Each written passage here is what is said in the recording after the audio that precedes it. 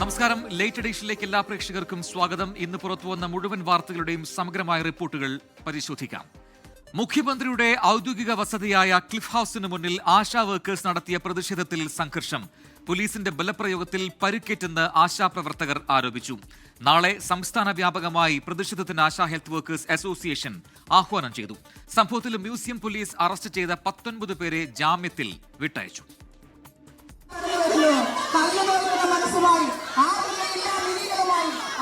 സെക്രട്ടേറിയറ്റിന് മുന്നിലെ സമരത്തിന്റെ 256 ദിവസമായിരുന്നു ക്ലിഫ് ഹൌസിലേക്ക് പ്രതിഷേധ മാർച്ച്.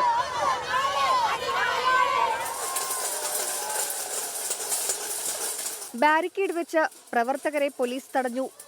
ജലപീരങ്കി പ്രയോഗിച്ചെങ്കിലും മുഖ്യമന്ത്രിയെ കാണാതെ പിരിഞ്ഞു പോകില്ലെന്ന നിലപാടിൽ പ്രവർത്തകർ ഉറച്ചുനിന്നു.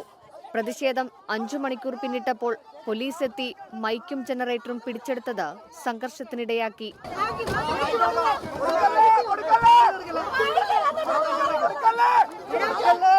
സംഘർഷത്തിൽ പോലീസിനും പ്രവർത്തകർക്കും പരിക്കേറ്റു. ഞങ്ങൾ ഈ ജനങ്ങൾക്ക് വേണ്ടി പണിയെടുക്കുന്ന ആശമാരെ തെരുവിലിട്ട് തല്ലാമെന്ന് പോലീസ് കരുതണ്ട.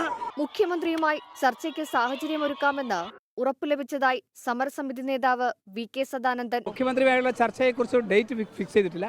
തത്വത്തിൽ മുഖ്യമന്ത്രി ഞങ്ങളെ കാണാം എന്നുള്ള ഒരു ഉറപ്പ് പോലീസ് അധികാരിയിൽ നിന്ന് കിട്ടിയിട്ടുണ്ട്. അറസ്റ്റ് ചെയ്ത 19 പേരെ വിട്ടയക്കുമെന്ന ഉറപ്പിന്മേൽ ക്ലിഫ് ഹൌസിന് മുന്നിലെ സമരം താൽക്കാലികമായി അവസാനിപ്പിച്ചു.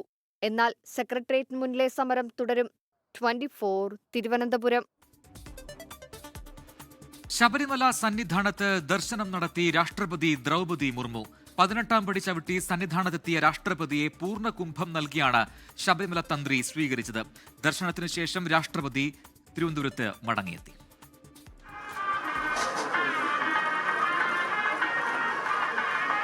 പമ്പ സ്നാനം നടത്തി കെട്ടുനിറച്ച് ശബരിമല സന്നിധാനത്ത് രാഷ്ട്രപതി ദ്രൗപദി മുർമുവിന്റെ അയ്യപ്പ ദർശനം. ദേവസ്വം ബോർഡിന്റെ ഗൂർഖ വാഹനത്തിലായിരുന്നു ശബരിമല യാത്ര. ഇരുമുടിയേന്തി 18ാം പടി ചവിട്ടി സന്നിധാനത്ത് രാഷ്ട്രപതിയെ ക്ഷേത്രം തന്ത്രി പൂർണ്ണകുംഭം നൽകി സ്വീകരിച്ചു.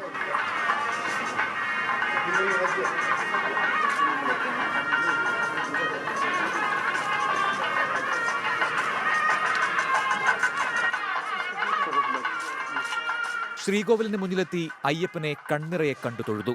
കനത്ത സുരക്ഷയിലായിരുന്നു രാഷ്ട്രപതിയുടെ ശബരിമല ദർശനം. മാളികപ്പുറത്തും വാവരുനടയിലും രാഷ്ട്രപതി ദർശനം നടത്തി.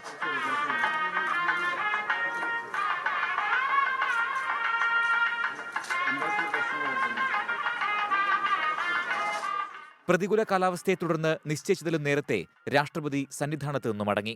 24 പത്തനംതിട്ട. രാഷ്ട്രപതി ദ്രൗപദി മുർമുവിന്റെ ശബരിമല യാത്രയിൽ വീഴ്ച. രാവിലെ പത്തനംതിട്ട പ്രമാടത്ത് രാഷ്ട്രപതിയുമായി ഇറങ്ങിയ ഹെലികോപ്റ്ററിന്റെ ടയറുകൾ കോൺക്രീറ്റിൽ താഴ്ന്നു. സുരക്ഷാ വീഴ്ച സംഭവിച്ചിട്ടില്ലെന്നാണ് സംസ്ഥാന പോലീസ് മേധാവിയുടെ വിശദീകരണം.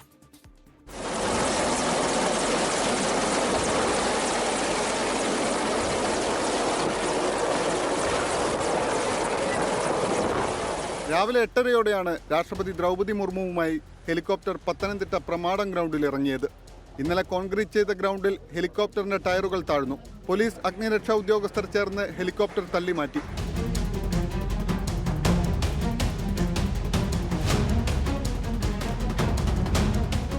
നിലയ്ക്കലിൽ ഹെലികോപ്റ്റർ ഇറക്കാനായിരുന്നു മുൻ തീരുമാനം. എന്നാൽ പ്രതികൂല കാലാവസ്ഥയെ തുടർന്ന് ഇത് പ്രമാടത്തേക്ക് മാറ്റുകയായിരുന്നു. വീഴ്ച പറ്റിയിട്ടില്ലെന്ന് കോന്നി MLA KU ജനീഷ് കുമാർ. അവിടെ ഹെലിപ്പാഡിൽ ഒരു കേടുപാടും ഉണ്ടായിട്ടില്ല. അത് നിങ്ങൾക്ക് ഇതിന് ശേഷം നിങ്ങൾക്കത് നോക്കിയാൽ മനസ്സിലാവും. ഒരുക്കങ്ങളിൽ വീഴ്ചയുണ്ടായെന്ന് പത്തനംതിട്ട MP ആന്റോ ആന്റണി. രാഷ്ട്രപതിയുടെ പര്യടനവും യാത്രകളുടെയൊക്കെ സിസ്റ്റം മാനേജ് ചെയ്യുന്നത്, സെക്യൂരിറ്റി മാനേജ് ചെയ്യുന്നത് അതൊന്നും അങ്ങനെയല്ല. അപ്പോൾ അതിലൊരു പ്ലാൻ B തയ്യാറാക്കുന്ന കാര്യത്തിലുണ്ടായ ഒരു വീഴ്ചയാണ്. വാർത്തകൾക്ക് പിന്നാലെ ഹെലിപാഡിന്റെ പരിസരത്ത് മാധ്യമങ്ങൾക്ക് പോലീസ് വിലക്ക് ഏർപ്പെടുത്തി. സുരക്ഷാ വീഴ്ചയില്ലെന്നാണ് സംസ്ഥാന പോലീസ് മേധാവിയുടെ വിശദീകരണം. 24 പത്തനംതിട്ട. ശബരിമല സ്വർണ്ണക്കൊള്ളയിൽ ഹൈക്കോടതി ഇടക്കാല ഉത്തരവിന് പിന്നാലെ തിരുവിതാംകൂർ ദേവസ്വം ബോർഡിലേക്ക് അന്വേഷണം വ്യാപിപ്പിച്ച് സ്പെഷ്യൽ ഇൻവെസ്റ്റിഗേഷൻ ടീം. 2ാം പ്രതി മുൻ അഡ്മിനിസ്ട്രേറ്റീവ് ഓഫീസർ മുരാരി ബാബുവിനെ ഉടൻ അറസ്റ്റ് ചെയ്യും. അതേസമയം നടപടിക്രമങ്ങൾ പാലിച്ചാണ് 2025 സ്വർണ്ണപ്പാളികൾ കൊടുത്തുവിട്ടതെന്ന് ദേവസ്വം ബോർഡ് ഹൈക്കോടതിയെ അറിയിക്കും. 24 എക്സ്ക്ലൂസീവ്. ഉണ്ണികൃഷ്ണൻ പോറ്റിയിൽ ഒതുങ്ങാതെ ക്രിമിനൽ ഗൂഢാലോചന സമഗ്രമായി അന്വേഷിക്കണമെന്നാണ് ഇടക്കാല റിപ്പോർട്ട് സമർപ്പിച്ച ശേഷമുള്ള ഹൈക്കോടതിയുടെ നിർദ്ദേശം. കോടതി നിർദ്ദേശപ്രകാരം തിരുവിതാംകൂർ ദേവസ്വം ബോർഡ് മിനിറ്റ്സ് ബുക്കും പ്രത്യേക അന്വേഷണ സംഘം പിടിച്ചെടുത്തു. ദേവസ്വം ബോർഡ് അധികൃതരുടെയും ഭാരവാഹികളുടെയും പങ്കന്വേഷിക്കാനാണ് SITയുടെ തീരുമാനം. 2 കേസുകളിലെയും പ്രതിയായ മുൻ അഡ്മിനിസ്ട്രേറ്റീവ് ഓഫീസർ മുരാരി ബാബുവിനെയും ഉടൻ അറസ്റ്റ് ചെയ്യും. ചോദ്യം ചെയ്ത് വിട്ടയച്ച ഉണ്ണികൃഷ്ണൻ പോറ്റിയുടെ സുഹൃത്ത് അനന്ത സുബ്രഹ്മണ്യത്തെ വീണ്ടും ചോദ്യം ചെയ്യാനായി വിളിച്ചു വരുത്തും. കസ്റ്റഡി കാലാവധി ഒക്ടോബർ 30 കഴിയും മുൻപേ ഉണ്ണികൃഷ്ണൻ പോറ്റിയുമായി സംസ്ഥാനത്തിന് പുറത്തേക്ക് തെളിവെടുപ്പിന് പോകാനാണ് ആലോചന. കോടതിയുടെ ഉത്തരവിന് പിന്നാലെ തിരുവിതാംകൂർ ദേവസ്വം ബോർഡും ഹൈക്കോടതിയെ സമീപിക്കും. 2025 ദേവസ്വം ബോർഡിനെതിരായ കോടതി പരാമർശം നീക്കണമെന്നാവശ്യപ്പെടും. ഉണ്ണികൃഷ്ണൻ പോറ്റിയെ സഹായിക്കുന്ന തരത്തിൽ ഒരു നിലപാടും സ്വീകരിച്ചിട്ടില്ല എന്നാണ് ബോർഡിന്റെ വാദം. രേഖകൾ നിരത്തി കോടതിയെ കാര്യങ്ങൾ ബോധ്യപ്പെടുത്താനാണ് തീരുമാനം. 24 തിരുവനന്തപുരം. കേന്ദ്ര വിദ്യാഭ്യാസ പദ്ധതി PM ശ്രീയിൽ ഒപ്പിടാനുള്ള നീക്കത്തിൽ മന്ത്രിസഭായോഗത്തിൽ ആശങ്കയറിയിച്ച് CPI മന്ത്രിമാർ. പദ്ധതി നടപ്പിലാക്കുന്നതിനെക്കുറിച്ച് മാധ്യമങ്ങളിൽ കാണുന്നെന്നും ചർച്ചയില്ലാതെ തീരുമാനമെടുക്കുന്നതിൽ ആശങ്കയുണ്ടെന്നുമാണ് CPI മന്ത്രിമാർ അറിയിച്ചത്. PM ശ്രീ പദ്ധതി കേരളത്തിലെ സർക്കാർ നടപ്പിലാക്കാൻ പോകുന്നില്ലെന്ന് CPI സംസ്ഥാന സെക്രട്ടറി ബിനോയ് വിശ്വം പ്രതികരിച്ചു. പദ്ധതിയെ എതിർക്കുന്നതിൽ വിട്ടുവീഴ്ച വേണ്ട എന്നാണ് CPI എക്സിക്യൂട്ടീവിലെ തീരുമാനം. PM ശ്രീ വിവാദത്തിൽ ഭരണമുന്നണിയിൽ ഉരുണ്ടുകൂടുന്ന ഭിന്നതയുടെ പശ്ചാത്തലത്തിലായിരുന്നു ഇന്നത്തെ മന്ത്രിസഭാ യോഗം. വിവാദ വിഷയം അജണ്ടയിൽ ഉൾപ്പെടുത്തിയിരുന്നില്ല. അജണ്ടയ്ക്കപ്പുറത്തുള്ള വിഷയമായി വന്നാൽ എതിർപ്പുന്നയിക്കാൻ ഉറച്ചായിരുന്നു CPI മന്ത്രിമാർ മന്ത്രിസഭാ യോഗത്തിലേക്ക് എത്തിയത്. മന്ത്രിസഭാ യോഗത്തിൽ വിഷയം വന്നില്ലെങ്കിലും CPI മന്ത്രിമാർ സ്വമേധയാ വിവാദ വിഷയത്തിലുള്ള ആശങ്ക അറിയിച്ചു. PM ശ്രീ പദ്ധതിയിൽ ഒപ്പിടാൻ പോകുന്നതായി മാധ്യമങ്ങൾ വാർത്ത കാണുന്നു. ഇത് സംബന്ധിച്ച് മുന്നണിയിലോ മന്ത്രിസഭയിലോ ചർച്ചകളൊന്നും നടന്നിട്ടില്ല. ഏകപക്ഷീയമായി പദ്ധതിയിൽ ഉൾപ്പെടാനുള്ള നീക്കത്തിൽ ആശങ്കയുണ്ടെന്നും CPI മന്ത്രിമാരായ K രാജനും P പ്രസാദും മന്ത്രിസഭാ യോഗത്തെ അറിയിച്ചു. CPI മന്ത്രിമാർ ആശങ്ക അറിയിച്ചിട്ടും മുഖ്യമന്ത്രിയോ CPI മന്ത്രിമാരോ പ്രതികരിച്ചില്ല. മന്ത്രിസഭയിൽ CPI മന്ത്രിമാർ ഉയർത്തിയ എതിർപ്പിനെക്കുറിച്ച് പ്രതികരിക്കാൻ വിദ്യാഭ്യാസ മന്ത്രി വിസമ്മതിച്ചു. മന്ത്രിസഭാ യോഗത്തിന്റെ കാര്യങ്ങളിൽ മുഖ്യമന്ത്രി പറയും, വളരെ ഐക്യത്തോടുകൂടി തന്നെ മുന്നോട്ട് പോകും. PM ശ്രീ പദ്ധതി കേരളത്തിൽ നടപ്പാക്കാൻ പോകുന്നില്ലെന്ന് ബിനോയ് വിശ്വവും പ്രഖ്യാപിച്ചു. ഇന്ന് നടന്ന CPI നേതൃയോഗങ്ങളിലും PM ശ്രീ വിവാദം ചർച്ചയായിട്ടുണ്ട്. R Sreejith, 24 Thiruvananthapuram. AICC general secretary KC Venugopal കേരളത്തിൽ സജീവമാകുന്നതിനെ ചൊല്ലി കോൺഗ്രസിൽ ഭിന്നസ്വരം. KC വേണുഗോപാൽ സജീവമാകുന്നത് സംബന്ധിച്ച ചോദ്യങ്ങളോട് ഇന്ന് റെഡ് അലേർട്ട് ആണെന്ന പ്രതിപക്ഷ നേതാവ് VD സതീശന്റെ മറുപടിയാണ് ഭിന്നത വെളിവാക്കിയത്. PM ശ്രീ പദ്ധതിയിലും ഇരു നേതാക്കൾക്കും വ്യത്യസ്ത സമീപനമാണ്. മുഖ്യമന്ത്രി സ്ഥാനാർത്ഥി ആര് എന്നത് സംബന്ധിച്ച മത്സരം ഒന്നടങ്ങിയ ഘട്ടത്തിലാണ് KC വേണുഗോപാലിന്റെ സജീവ സാന്നിധ്യത്തെ സംബന്ധിച്ച് കോൺഗ്രസിൽ വീണ്ടും ചർച്ചകൾക്ക് തിരികൊളുത്തുന്നത്. അഭ്യൂഹങ്ങൾക്ക് വിരാമമിടുന്ന വിധത്തിൽ വ്യക്തതയുള്ള മറുപടിയാണ് KC വേണുഗോപാലിൽ നിന്ന് ഇന്ന് ഉണ്ടായത്. ഞാൻ കേരളത്തിലല്ലേ, ഞാൻ ആലപ്പുഴയിൽ നിന്നുള്ള ജനങ്ങൾ ജയിപ്പിച്ച MP അല്ലേ. കേരളത്തിൽ ഞാൻ സജീവമായിട്ടുണ്ടാവും, പക്ഷേ ഏതെങ്കിലും കസേര നോക്കിയിട്ടില്ല സജീവത്വമല്ല. KC വേണുഗോപാൽ സജീവമാകുന്നതിനെ സംബന്ധിച്ച ചോദ്യങ്ങൾക്ക് പ്രതിപക്ഷ നേതാവ് നൽകിയ മറുപടി വ്യാഖ്യാനങ്ങൾക്ക് പാകത്തിലുള്ളതായിരുന്നു. KC വേണുഗോപാൽ കേരള രാഷ്ട്രീയത്തിൽ സജീവമാണ് ഇന്ന് നല്ല റെഡ് അലർട്ടാന്ന് പറയുന്നത് അല്ലേ. നോക്കണം, മഴ പെയ്യുമെന്ന് നോക്കാം. രാഷ്ട്രീയ എതിരാളികൾക്ക് പ്രചരണം നടത്താൻ പാകത്തുള്ളതാണ് സതീശന്റെ മറുപടി എന്ന് മനസ്സിലാക്കി നേതാക്കൾ KCയെ പിന്തുണച്ച് രംഗത്തെത്തി. KC വേണുഗോപാൽ എക്സാമ്പിൾ, നമ്മുടെ അഖിലേന്ത്യാ ഭാരവാഹികൾ നേരത്തെയും അങ്ങനെയായിരുന്നു. ഉമ്മൻചാണ്ടി AICC സെക്രട്ടറി ആയിരുന്നില്ലേ, അദ്ദേഹം കേരളത്തിൽ സജീവമായിരുന്നില്ലേ. PM ശ്രീ പദ്ധതി സംബന്ധിച്ച പ്രതികരണത്തിലും KC വേണുഗോപാലും VD സതീശനും വ്യത്യസ്ത അഭിപ്രായങ്ങളാണ് പ്രകടിപ്പിച്ചത്. BJP CPM ഡീലിന്റെ ഓരോ ഘടകങ്ങൾ വന്നുകൊണ്ടിരിക്കുകയാണ്. അതിലൊന്നാണ് ഈ PM ശ്രീ പദ്ധതി എന്ന് കണ്ടാൽ മതി. ഗവൺമെന്റ് നെഗോഷിയേറ്റ് ചെയ്ത് അത് ഒഴിവാക്കി കേന്ദ്രത്തിന്റെ പണം മേടിക്കുന്നതിൽ ഞങ്ങൾ എതിരല്ല. നിയമസഭാ തെരഞ്ഞെടുപ്പ് എന്ന വലിയ ലക്ഷ്യത്തിലേക്ക് അടുക്കുന്ന ഘട്ടത്തിൽ പാർട്ടിയിൽ ഭിന്നസ്വരമുണ്ടെന്ന പ്രതീതി ജനിപ്പിക്കുന്നതിൽ കോൺഗ്രസ് നേതാക്കൾക്ക് ആശങ്കയുണ്ട്. 24 തിരുവനന്തപുരം. കോഴിക്കോട് താമരശ്ശേരി കട്ടിപ്പാറയിലെ ഫ്രഷ് കട്ട് അറവ് മാലിന്യ സംസ്കരണ പ്ലാന്റ് സംഘർഷത്തിൽ 400ഓളം പേർക്കെതിരെ പോലീസ് കേസെടുത്തു. ജോലി തടസ്സപ്പെടുത്തിയെന്ന അഗ്നിരക്ഷാ സേനയുടെ പരാതിയിൽ 100 പേർക്കെതിരെയും കേസെടുത്തു. ആക്രമണത്തിനു പിന്നിൽ ബാഹ്യ ഇടപെടൽ ഉണ്ടെന്നാണ് ഫ്രഷ് കട്ട് ഉടമകളുടെ ആരോപണം. ഉടമകളുടെ നിലപാട് ശരിവെച്ച് മന്ത്രി MB രാജേഷും രംഗത്തു വന്നു.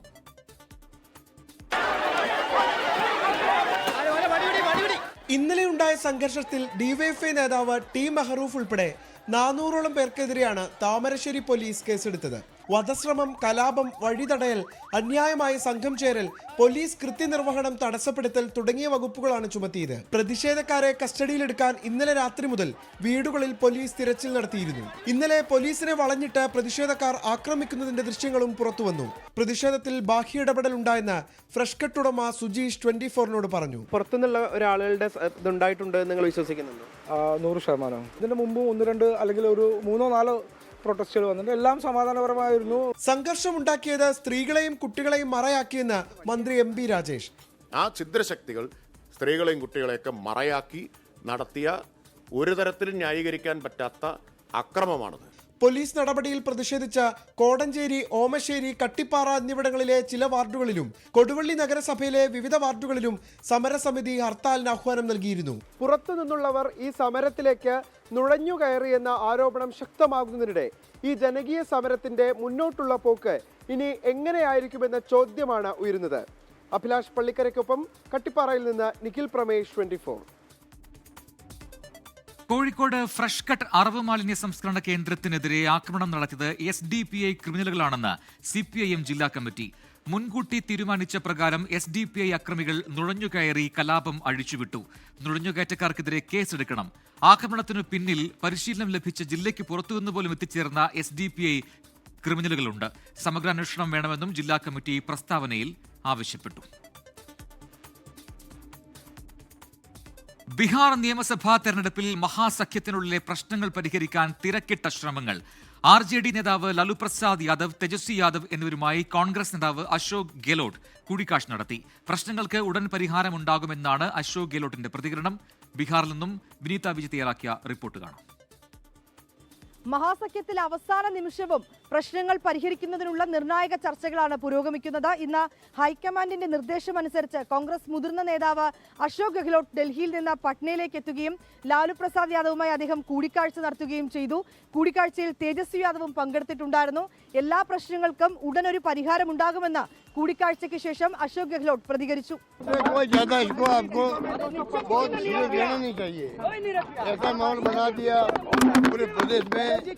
महागठबंधन में झगड़े हो गए हैं, कोई झगड़ा नहीं है, सब मिलके ही कैंपेन करेंगे. നിലവിൽ 12 മണ്ഡലങ്ങളിലാണ് മഹാസഖ്യത്തിലെ സ്ഥാനാർത്ഥികൾ പരസ്പരം മത്സരിക്കുന്നത്. അതിനിടെ തെരഞ്ഞെടുപ്പ് കഴിഞ്ഞാൽ മുഖ്യമന്ത്രി നിതീഷ് കുമാർ NDA വിട്ടേക്കുമെന്ന പപ്പു യാദവിന്റെ പരാമർശത്തിനെതിരെ രാഷ്ട്രീയ ലോക് മോർച്ച ഉപാധ്യക്ഷൻ രംഗത്തെത്തി. पप्पू यादव कब क्या बोलेंगे, क्या करेंगे, कुछ समझ में नहीं आता. मिस्टर लालू यादव उसके बाद यादव के नेता बने और अब तो वो यादव के भी नेता नहीं, अब वो परिवार के नेता हैं.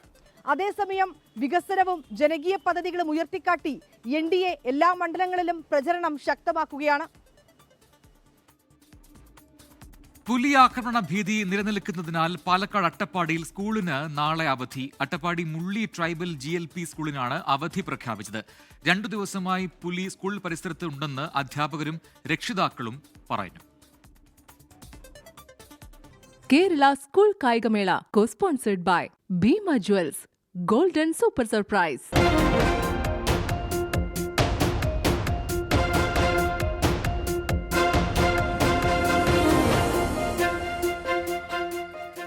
കേരള സ്കൂൾ കായികമേളയിൽ കുതിപ്പ് തുടരുകയാണ് തിരുവനന്തപുരം ജില്ല. ഗെയിംസിലും അക്വാട്ടിക്സിലും ആതിഥേയർ ബഹുദൂരം മുന്നിലെത്തിയിട്ടുണ്ട്. ഗെയിംസ് വിഭാഗത്തിലെ 262 മത്സരങ്ങൾ സമാപിച്ചപ്പോൾ തിരുവനന്തപുരം ജില്ല 650 പോയിന്റ് കടന്നിരിക്കുന്നു. കണ്ണൂരും കോഴിക്കോടുമാണ് 2ഉം 3ഉം സ്ഥാനങ്ങളിൽ. അക്വാട്ടിക്സിൽ 24 ഇനങ്ങൾ കഴിഞ്ഞപ്പോൾ 17 സ്വർണം ഉൾപ്പെടെ 143 പോയിന്റുമായി ആതിഥേയ ജില്ല കുതിക്കുകയാണ്.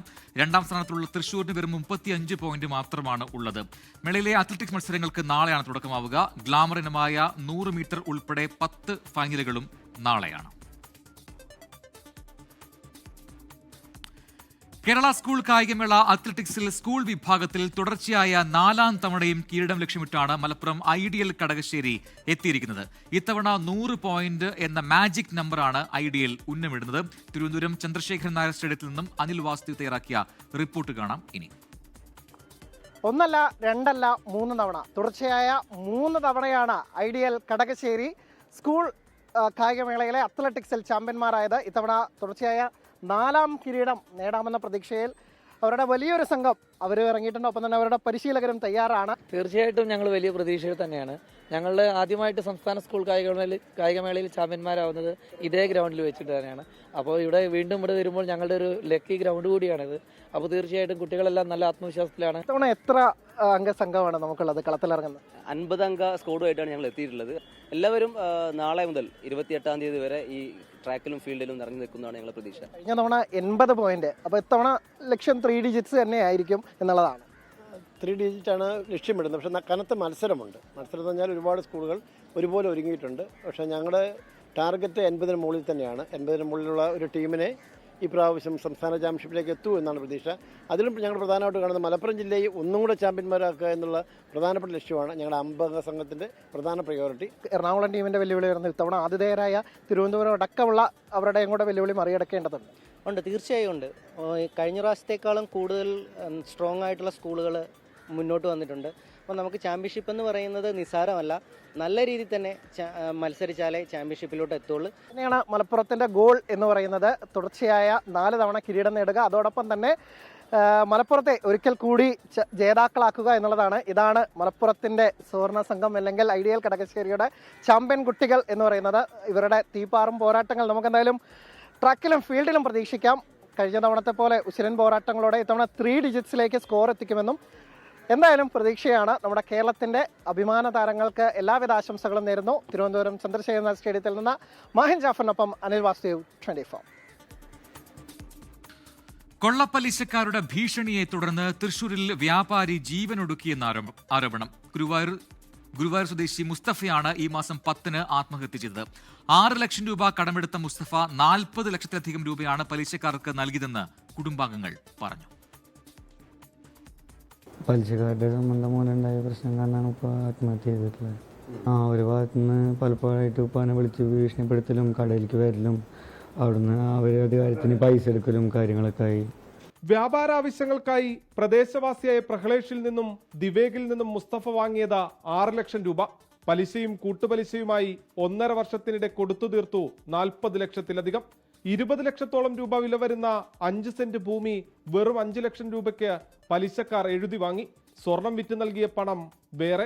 6 ലക്ഷം രൂപയാണ് എടുത്തിട്ടുണ്ടായിരുന്നു. അത് കൂടിയിട്ട് ഒരു 18 ലക്ഷം അങ്ങനെയൊക്കെ ആയിട്ടാണ് സ്വർണം കുറേ പലിശ ഒക്കെ കൊടുത്തു. മകളുടെ സ്വർണം, ബന്ധക്കാരെ സ്വർണം അങ്ങനെയൊക്കെ ആയിട്ട് പിടിച്ചിക്കാൻ പറ്റാണ്ടാണ് പിന്നെ ഈ സ്ഥലം എഴുതി കൊടുത്തത്. മുസ്തഫയെ ഭീഷണിപ്പെടുത്തിയ ഗുണ്ടകൾ പണം കൃത്യസമയത്ത് നൽകാത്തതിന് ഭാര്യയുടെയും മക്കളുടെയും മുന്നിലിട്ട് മർദ്ദിച്ചു. ഭീഷണി വേറെയും. പരാതി നൽകിയെങ്കിലും പോലീസിന് മെല്ലപ്പോക്കെന്നും കുടുംബം. സംഭവത്തിൽ അസ്വാഭാവിക മരണത്തിന് കേസെടുത്ത് അന്വേഷണം തുടരുകയാണ്. ആത്മഹത്യാക്കുറിപ്പിലെ വിവരങ്ങൾ പരിശോധിച്ച് തുടർ നടപടി സ്വീകരിക്കുമെന്നാണ് പോലീസിന്റെ വിശദീകരണം. 24 തൃശൂർ. 24 എക്സ്ക്ലൂസീവ്. തിരുവനന്തപുരം പാലോട് വൻ മരം കൊള്ള. ബ്രൈമൂർ എസ്റ്റേറ്റ് അനധികൃതമായി കൈവശം വെച്ചിരിക്കുന്ന ഭൂമിയിൽ നിന്ന് ചന്ദനം, തേക്ക്, ഈട്ടി ഉൾപ്പെടെയുള്ള വൻ മരങ്ങൾ മുറിച്ചുകിടത്തി. മുൻ പാലോട് റേഞ്ച് ഓഫീസർ നൽകിയ വ്യാജ റിപ്പോർട്ടിന്റെ മറവിലാണ് കോടികളുടെ മരം കൊള്ള.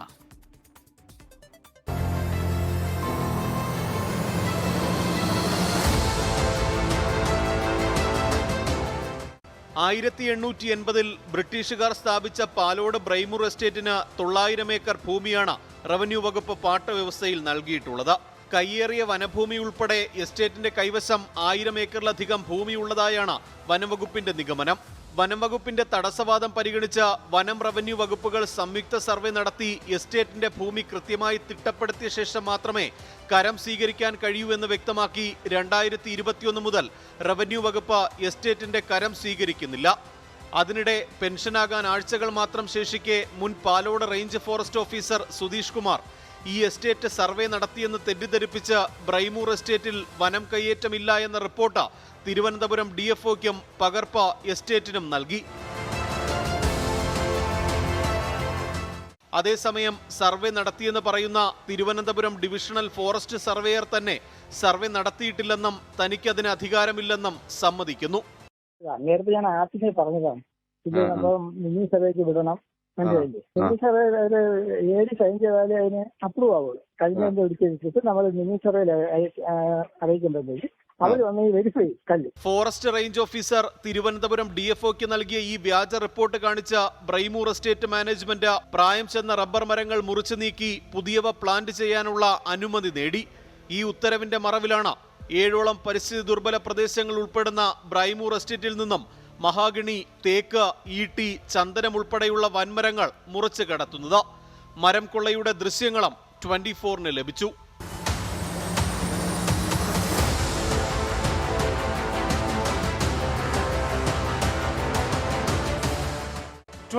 പുറത്തുവിട്ട ദൃശ്യങ്ങളിൽ നിന്ന് തന്നെ കൊണ്ടുപോയത് റബ്ബർ മരങ്ങളല്ലെന്ന് വ്യക്തം. അങ്ങനെയെങ്കിൽ സർക്കാർ പാട്ടത്തിന് നൽകിയ ഭൂമിയിലെ അനധികൃത മരം മുറിക്ക് പിന്നിലാര്? സംഭവത്തിൽ ഉന്നത ഗൂഢാലോചന നടന്നുവെന്ന് പറയാതെ വയ്യ. MG പ്രതീഷ്, 24, തിരുവനന്തപുരം. എറണാകുളം ദർബാർ ഹാളിലെ പ്രദർശനത്തിനെതിരെ നടന്ന പ്രതിഷേധത്തിൽ വിശദീകരണവുമായി പ്രതിഷേധം നടത്തിയ ഹോച്ചിമിൻ PH രംഗത്തെത്തി. പ്രതിഷേധത്തിൽ ഉറച്ചുനിൽക്കുന്നു. ഹനാൻ ബനാമറിന്റെ കലാസൃഷ്ടി പച്ചത്തെറിയാണ്, സ്ത്രീവിരുദ്ധവും ദളിത് വിരുദ്ധവുമായ പ്രദർശനമാണെന്നും ഹോച്ചിമിൻ PH 24-നോട് പറഞ്ഞു. സാംസ്കാരിക കേരളം ഒരിക്കലും എൻ്റെ കൂടെ നിൽക്കുന്ന സംവിധാനമല്ല. സാംസ്കാരികം എന്ന് പറയുന്നത് തന്നെ നമ്മൾ തെറ്റിദ്ധാരണ. പച്ചത്തെറി എഴുതി വെക്കുക, അത് വർക്ക് ഓഫ് ആർട്ടാണോ അല്ലയോ എന്നുള്ളത് ചർച്ച ചെയ്യട്ടെ. പക്ഷെ അവിടെ കണ്ടത് മുഴുവനും നമ്മളൊക്കെ കുറേ വർഷങ്ങളായിട്ട് നമ്മൾ ഇന്നത്തെ പ്രാക്ടീസ് ചെയ്യുന്ന ആളുകളാണ്. ഫാസിസ്റ്റ് സംവിധാനങ്ങൾക്ക് ഉപോത്ബലമാകുന്ന രീതിയിൽ ഇത്തരം സൃഷ്ടികൾ ഉണ്ടാക്കി കൊടുക്കുകയും അവർക്ക് സ്പേസ് ഉണ്ടാക്കി കൊടുക്കുകയും ചെയ്യുന്നതാണ് പണി ഇവിടെ നടന്നത്. ഹൃദയ ശസ്ത്രക്രിയാ പ്രതിസന്ധിയിൽ സർക്കാരിനെ വെട്ടിലാക്കി കോട്ടയം മെഡിക്കൽ കോളേജ്. ഉപകരണങ്ങൾ തിരിച്ചെടുക്കാനെത്തിയ കമ്പനി പ്രതിനിധികൾക്ക് സ്റ്റെന്റ് ഉൾപ്പെടെയുള്ളവ അധികൃതർ തിരികെ നൽകി. സംഭവത്തിൽ ആരോഗ്യവകുപ്പിന് കടുത്ത അതൃപ്തിയെന്നാണ് സൂചന. 24 ബ്രേക്കിംഗ്. സമരരംഗത്തുള്ള ഹൃദയ ശസ്ത്രക്രിയാ ഉപകരണങ്ങളുടെ വിതരണക്കാർക്ക് ഒപ്പം ചേർന്ന് സർക്കാരിനെ വെട്ടിലാക്കിയിരിക്കുകയാണ് കോട്ടയം മെഡിക്കൽ കോളേജ് അധികൃതർ. ഉപകരണങ്ങൾ തിരിച്ചെടുക്കാനെത്തിയ കമ്പനി പ്രതിനിധികൾക്ക് കാത്ത് ലാബിലും ICUവിലും സൂക്ഷിച്ചിരുന്ന സ്റ്റെന്റ് ഉൾപ്പെടെയുള്ളവ അധികൃതർ കൈമാറി. അതേസമയം Thiruvananthapuram medical college, Ernakulam general ആശുപത്രി, കോഴിക്കോട് മെഡിക്കൽ കോളേജ് എന്നിവിടങ്ങളിൽ നിന്ന് ഉപകരണങ്ങൾ തിരിച്ചെടുക്കാനെത്തിയെങ്കിലും അധികൃതർ ചർച്ച നടത്തി കമ്പനി പ്രതിനിധികളെ മടക്കി അയച്ചു. കടുത്ത നടപടികളിലേക്ക് പോയാൽ തുടർന്ന് സഹകരിക്കാനാകില്ലെന്നായിരുന്നു ആശുപത്രി അധികൃതരുടെ നിലപാട്. കോട്ടയം മെഡിക്കൽ കോളേജിന്റെ അധീനതയിലുള്ള ഉപകരണങ്ങൾ കമ്പനിക്ക് വിട്ടു നൽകിയതിൽ ആരോഗ്യവകുപ്പ് അധികൃതരും അതൃപ്തരാണ്. ഉപകരണങ്ങൾ തിരിച്ചെടുത്ത് കാത്ത് ലാബിന് മുന്നിൽ വെച്ച് ഇത് വീഡിയോ ചിത്രീകരിക്കാൻ അവസരവും ആശുപത്രി അധികൃതർ ഒരുക്കി. സെപ്റ്റംബർ മുതൽ പുതിയ സ്റ്റോക്ക് വിതരണം നിർത്തിവച്ചിരിക്കുകയാണ്. ഇതോടെ 4 ആശുപത്രികളിലെയും ഹൃദയ ശസ്ത്രക്രിയകൾ പ്രതിസന്ധിയിലാകുമെന്ന ആശങ്കയിലാണ്. മാർച്ച് വരെയുള്ള കുടിശ്ശിക തീർക്കണമെന്നാണ് വിതരണക്കാരുടെ ആവശ്യം. 159 കോടി രൂപയായിരുന്നു കുടിശ്ശിക. ഇതിൽ 30 കോടി രൂപയ്ക്കടുത്ത് മാത്രമാണ് സർക്കാർ നൽകിയത്. പരമാവധി കുടിശ്ശിക തീർത്ത് പ്രതിസന്ധി മറികടക്കാനുള്ള ശ്രമത്തിലാണ് ആരോഗ്യവകുപ്പ്. 24 തിരുവനന്തപുരം. തദ്ദേശ തെരഞ്ഞെടുപ്പിലെ മത്സരത്തിന് ഏർപ്പെടുത്തിയ 3 ടേം വ്യവസ്ഥയിൽ മലക്കം മറിഞ്ഞ് മുസ്ലിം ലീഗ്. അനിവാര്യമെങ്കിൽ 3 തവണ ജനപ്രതിനിധികളായവർക്ക് വീണ്ടും മത്സരിക്കാമെന്നാണ് സംസ്ഥാന കമ്മിറ്റിയുടെ സർക്കുലർ. തിരഞ്ഞെടുപ്പ് അടുത്തിരിക്കെയാണ് മുസ്ലിം ലീഗിന്റെ പുനർവിചിന്തനം. വിജയത്തിനും പ്രാദേശിക സമവാക്യങ്ങൾക്കും അനിവാര്യമെങ്കിൽ 3 തവണ ജനപ്രതിനിധികളായവർക്ക് വീണ്ടും മത്സരിക്കാമെന്നാണ് മുസ്ലിം ലീഗ് സംസ്ഥാന കമ്മിറ്റിയുടെ സർക്കുലർ. മത്സരിക്കാൻ പഞ്ചായത്ത്, വാർഡ്, മണ്ഡലം കമ്മിറ്റികളുടെ അനുമതി ഉണ്ടാവണം. 3-ലധികം തവണ വിജയിച്ചവർക്ക് ഈ ആനുകൂല്യം ലഭിക്കില്ലെന്നും സർക്കുലറിലുണ്ട്. നേരത്തെ നടപ്പിലാക്കിയ 3 ടേം വ്യവസ്ഥ നിയമസഭാ തെരഞ്ഞെടുപ്പിലും ബാധകമാക്കണമെന്ന് ചില മുതിർന്ന നേതാക്കൾ അഭിപ്രായപ്പെട്ടതോടെയാണ് വ്യവസ്ഥ തിരുത്തി പുതിയ സർക്കുലർ ഇറക്കാൻ കാരണമെന്നാണ് വിവരം. എന്നാൽ ഈ സർക്കുലർ യുവജനങ്ങളുടെ അവസരം നിഷേധിക്കുമെന്ന അഭിപ്രായവും പാർട്ടിക്കകത്ത് ഉയർന്നിട്ടുണ്ട്. കഴിഞ്ഞ തദ്ദേശ തെരഞ്ഞെടുപ്പിലായിരുന്നു മുസ്ലിം ലീഗ് 3 ടേം കൊണ്ടുവന്നത്. 24 മലപ്പുറം. ഇതോടെ ലേറ്റ് എഡിഷൻ പൂർത്തിയാവുന്നു. നമസ്കാരം. ലോകത്തെവിടെയായാലും ഏത് സമയത്തും 24 വാർത്തകളും ഓഗ്മെന്റഡ് റിയാലിറ്റി പാക്കേജുകളും എക്സ്പ്ലെയിനറുകളും വിശദമായി കാണാൻ ഞങ്ങളുടെ YouTube ചാനൽ നിങ്ങൾക്ക് സബ്സ്ക്രൈബ് ചെയ്യാം.